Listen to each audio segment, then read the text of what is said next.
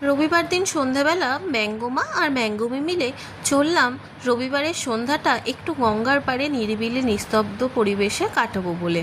কিন্তু আমাদের মতো খাদ্যরসিকদের কাছে খাওয়া ছাড়া যেন কোনো আউটিং একদম সম্পূর্ণই হতে চায় না। বর্মশাই যদিও বেরোনোর আগে মাথায় ছক কষিয়ে নিয়েছিলেন রসনা তৃপ্তির জন্য সবার আগে উনি কোথায় যাবেন। গিয়েছিলাম বাগবাজারের মণি রেস্টুরেন্টের ফেমাস ভেটকির ফিশ কচুরি খাওয়ার জন্য। অর্ডার দিতে গরম গরম ফিশ কচুরি আমাদের হাতে হাজির হয়ে গেল।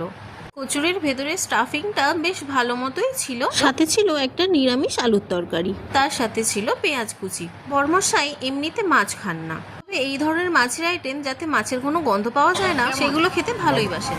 কচুরিটা সত্যিই খুব ভালো ছিল। তারপরেও আমরা 1 প্লেট রিপিট করেছিলাম। তারপরে চলে গিয়েছিলাম এই বারবিকিউ কাবাব স্টলে, যেখান থেকে আমরা নিয়েছিলাম 1 প্লেট মালাই কাবাব আর 1 প্লেট রেশমি কাবাব। কাবাবটা আমার অ্যাভারেজ খেতে লেগেছে।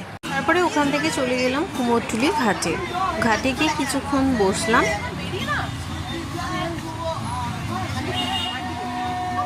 ঘাটে কিছুক্ষণ বসে সময় কাটানোর পরে ঘাটের পাশেই ফেমাস লালু ভুলুর দোকান থেকে আমরা খেয়ে নিয়েছিলাম এই চিকেন স্যালাডটা। চিকেন স্যালাডের পরিমাণটাও বেশ অনেকটাই ছিল, আর এটা পুরোটা অলিভ অয়েলে বানানো, সেরকম হেলদি তেমনই টেস্টি। খাওয়া শেষ করে ঘাটে বসে আছি, হঠাৎ দেখি এনাদের ফজ আমাদের সামনে এসে হাজির। তাই ভাবলাম এনাদেরও একটু ক্যামেরা বন্দি করে নিই।